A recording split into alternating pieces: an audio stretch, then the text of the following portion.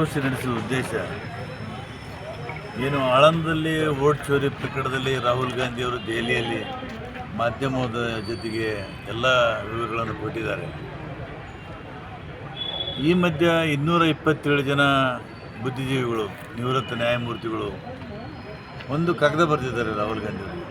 ನೀವು ಈ ಥರ ಚುನಾವಣೆ ಆಗಿದ ಮೇಲೆ ಆರೋಪ ಮಾಡೋದು ಸರಿಯಲ್ಲ, ಅದೊಂದು ಸ್ವತಂತ್ರ ಸಂವಿಧಾನಿಕ ಸಂಸ್ಥೆ ಅಂತ ಒಂದು ಪತ್ರ ಬರೆದಿದ್ದಾರೆ. ಅವರಿಗೆ ಪತ್ರ ಬರೆಯುವಂಥ ಸ್ವಾತಂತ್ರ್ಯ ಇದೆ. ಆದರೆ ನನ್ನ ವಾದ ಏನಂದರೆ, ಇಲ್ಲಿ ತನಿಖೆ ನಡೆಯುವಂಥ ಸಂದರ್ಭದಲ್ಲಿ ತಮ್ಮಂಥ ದೊಡ್ಡವರು ಹಸ್ತಕ್ಷೇಪ ಮಾಡಿ ಅದರ ಮೇಲೆ ಪ್ರಭಾವ ಬೀರುವಂಥ ಕೆಲಸವನ್ನು ಮಾಡಬಾರ್ದಾಗಿತ್ತು. ತನಿಖೆ ಮುಗಿದ ಮೇಲೆ ತಾವೇನಾದರೂ ಇದ್ರ ಬಗ್ಗೆ ಹೇಳಬೇಕಾಗಿತ್ತು, ಅಥವಾ ತನಿಖೆಗಿಂತ ಮುಂಚೆ ಹೇಳಬೇಕಾಗಿತ್ತು.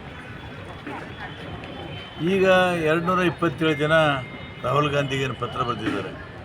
ಅವರಿಗೆ ನಾನು ಬಹಿರಂಗ ಪತ್ರ ಬರಿತಾ ಇದ್ದೀನಿ, ದಯಮಾಡಿ ತಾವು ಆಳಂದಕ್ಕೆ ಬರ್ರಿ, ಆಳಂದಕ್ಕೆ ಬಂದು ನೋಡ್ರಿ, ನಾನು ಸಂಪೂರ್ಣವಾಗಿ ಸಾಬೀತು ಮಾಡಿಕೊಡ್ತೀನಿ.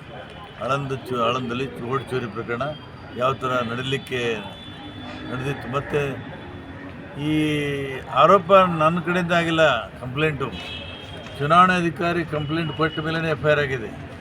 ಅದು ಭಾಳ ಜನ ಗೊತ್ತಿಲ್ಲ.